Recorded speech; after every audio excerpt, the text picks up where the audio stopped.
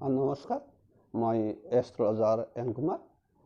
মোৰ জ্যোতিষ channel N Kumar এষ্ট্ৰলজাৰলৈকে সকলো মোৰ জ্যোতিষ অনুৰাগী বন্ধু বান্ধৱীসকলক নতুন বছৰৰ শুভেচ্ছা জনাইছোঁ।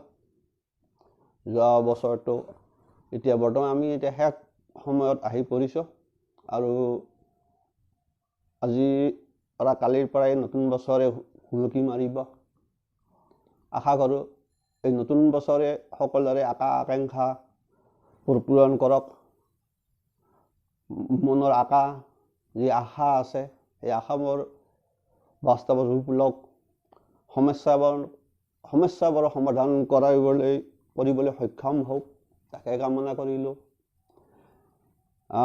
আজি মই আপোনালোকৰ লগত বিশেষ নতুন বছৰৰ কাৰণে এটা বিশেষ ধৰণৰ কথা ক'বলৈ আহিছোঁ।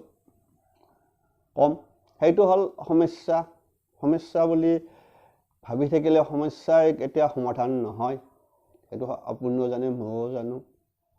গতিকে সমস্যাবিলাক সমাধান কৰিবলৈ হ'লে আপোনালোকৰ নিজৰ বুদ্ধিমত্তাক কিছু হ'লেও আগস্থান দিব লাগিব।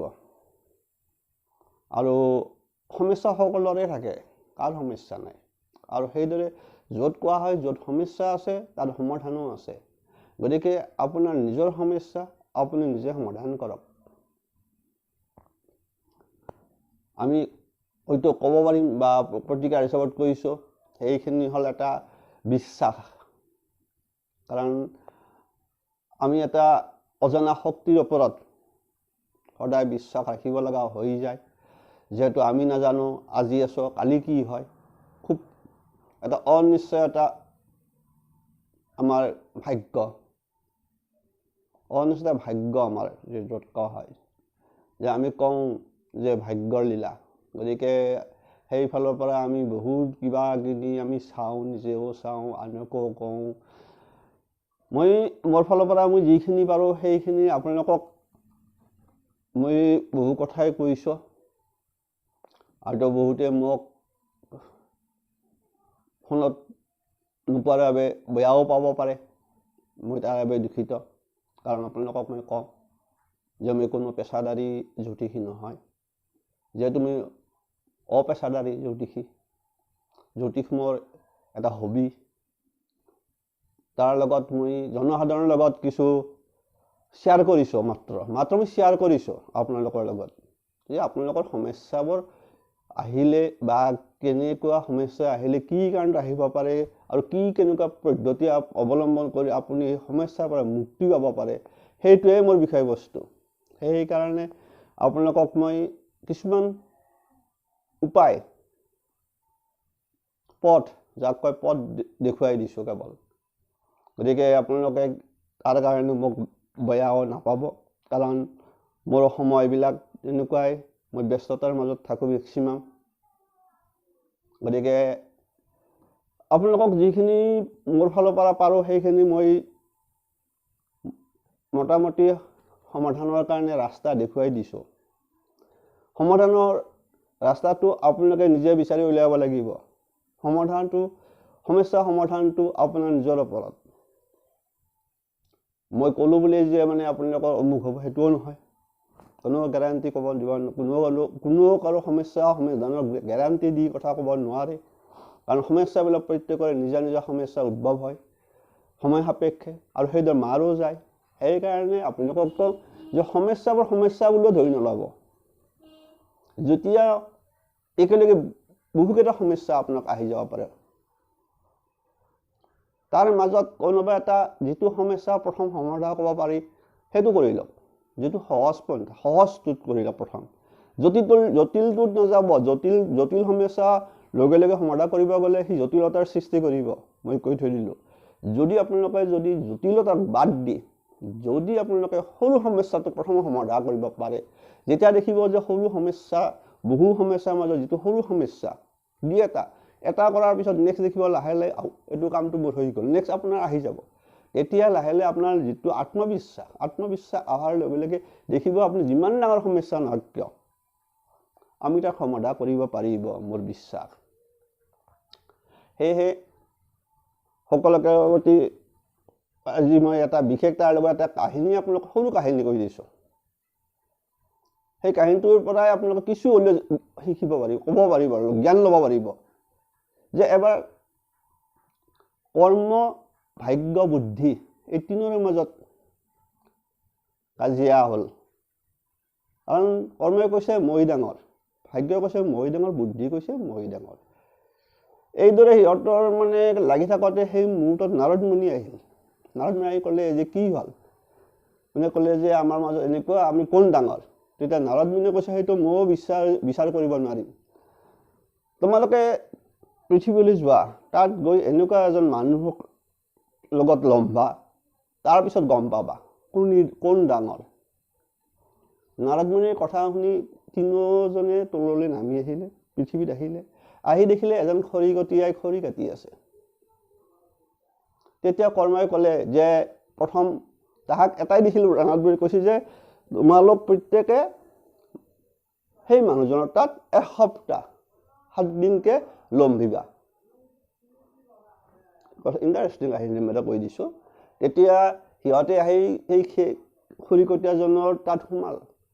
কৰ্ম সোমাৰ লগে লগে সি শক্তি পালে, যথেষ্ট কাম কৰা, এনাৰ্জি লাভ কৰিলে। সেইদিনাখন অইনদিনাতকৈ বহুত খৰি কাটিলে। কিন্তু আহিবৰ সময়ত কি হ'ল, সিটো এটা নিৰ্দিষ্ট বজাই আনিব পাৰিব, গতিকে সি নিৰ্দিষ্ট বজা এটা লৈ আহিল।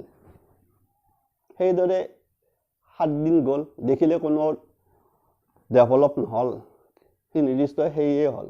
তাতে বেছিকৈ কিন্তু লৈ আহিবৰ সময়ত সেই নিৰ্দিষ্ট বজাৰটোহে লৈ আহে আৰু সেইটোৱে বিক্ৰী কৰি পোহপাল যায়, কোনো নাই।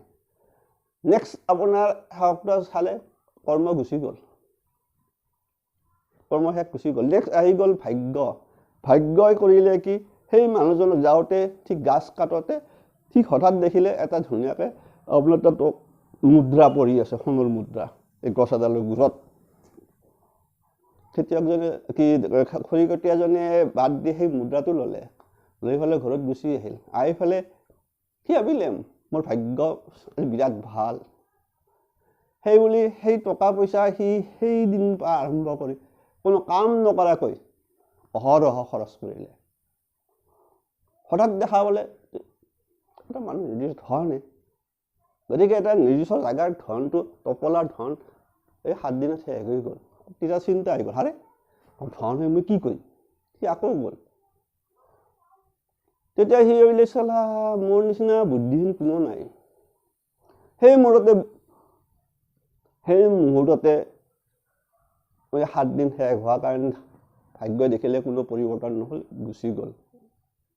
তেতিয়া আহি গ'ল বুদ্ধিৰ পালা পৰিল। বুদ্ধি সেই মুহূৰ্তত সি যেতিয়া ক'লে চালা মোৰ নিচিনা বুদ্ধিহীন, সেই মুহূৰ্ততে বুদ্ধি তাত প্ৰৱেশ কৰিলে। সি লগে লগে অকণমান আৰে তাৰ মাইণ্ডত আহি গ'ল, আৰে মই এটা কাম নকৰোঁ কিয়? মই মোৰতো এভেইলেবল খৰি কাটি থৈ দিছোঁ। আজি মই এখন গাড়ী লৈ সেই খৰিখিনি আনি বিক্ৰী কৰিলে বহুত খৰি, ঘৰৰ গাড়ী এখন লৈ আহিলে মই বহুত লৈ আহিব পাৰিম। সেই আৰম্ভ হৈ গ'ল। সেইটো বুদ্ধিয়ে কৰিলে। সেইদৰে সি ঘৰৰ গাড়ীত লৈ আহি গ'ল বুদ্ধি।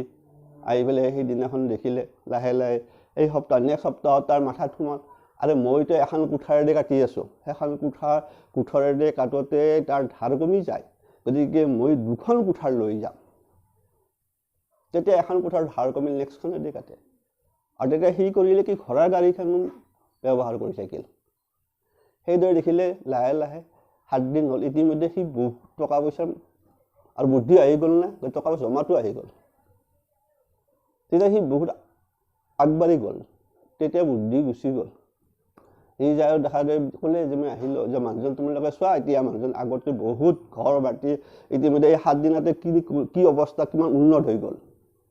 তেতিয়া গোটেইকেইটাই ক'লে, কৰ্মই ক'লে তুমিয়ে ডাঙৰ, ভাগ্যই ক'লে তুমি ডাঙৰ। তেতিয়া বুদ্ধি কৈছে যে কোনো ডাঙৰ নহয়। যদি কৰ্ম নকৰিল হয়, মই সোমাৰ লগে লগে মানুহজনৰ কৰ্মৰ স্পৃহাটো বাঢ়ি গ'ল। আৰু ভাগ্য তুমিও তেতিয়া বাধ্য হৈ গ'লা তাৰ লগত সহযোগ কৰিবলৈ। ঠিক সেই মতে নাৰদ মুনিয়েও আহি গ'ল। নাৰদ মুনিয়ে ক'লে কি হ'ল, গোটেইখিনি শুনিলে। নাৰদ মুনিয়ে কৈছে যে বুদ্ধিয়ে যিটো কৈছে সেইটোৱে সত্য। আচলতে কৰ্ম কৰিলেও নহ'ব, ভাগ্যক ধ্যাই থাকিলেও নহ'ব, কিন্তু তাৰ লগত আপোনাৰ উপযুক্ত বুদ্ধি প্ৰয়োগ কৰিব লাগিব। গতিকে আপোনালোকে সমস্যা যেতিয়া আহিব তাক সমাধানৰ কাৰণে আপোনালোকে দৃষ্টি কৰি উপযুক্ত বুদ্ধি নিজক খটুৱাওক, দেখিব সমস্যা আমি সমাধান কৰিব পাৰিব। নিজৰ সমস্যা আপোনালোকে নিজে সমাধান কৰিব পাৰিব। গতিকে এইখিনি মই আপোনালোকক ক'লোঁ। গতিকে আপোনালোকে নিজৰ সমস্যা নিজে সমাধান কৰিবলৈ চেষ্টা কৰক। চেষ্টা কৰিলে একদিন সফল হ'বই। সকলোৰে শুভকামনা কৰি নতুন বছৰটো আজি বিদায় দিলোঁ। অহাকালিৰ পৰা আমি আকৌ নতুন বছৰ তাত খোজ দিম। নতুন বছৰে সকলোৰে কাৰণে সুখ শান্তি মংগল কামনা কৰিলোঁ। আজিলৈ মোৰ ফালৰ পৰা নমস্কাৰ।